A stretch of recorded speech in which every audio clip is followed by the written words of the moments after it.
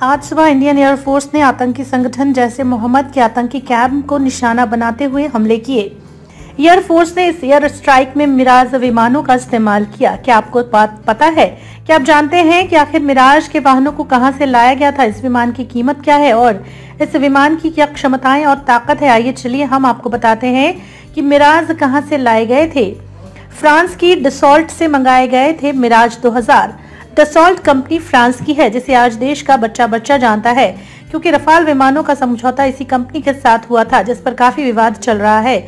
मिराज 2000 चौथी जनरेशन का मिराज 2000 विमान फ्रांस की कंपनी डसॉल्ट द्वारा बनाया गया है। मिराज 2000 चौथी जनरेशन का मल्टी रोल सिंगल इंजन लड़ाकू विमान है। इसकी पहली उड़ान साल 1970 में आयोजित की गई थी। ये फाइटर प्लेन अभी लगभग 9 देशों में अपनी सेवाएं दे रहा है। साल 2009 तक लगभग 600 से अधिक मिराज 2000 दुनिया भर में सेवारत है। करीब 13,000 करोड़ रुपए में खरीदे गए थे मिराज।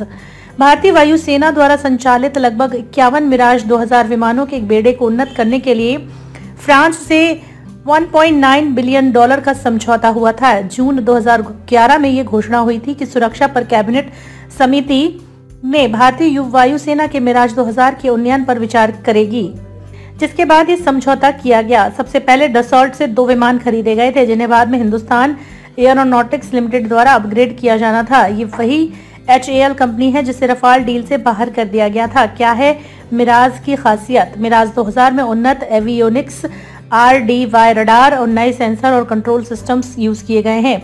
मिराज कई निशानों को एक साथ साध सकता है। हवा से जमीन और हवा से हवा में मार करने में माहिर है।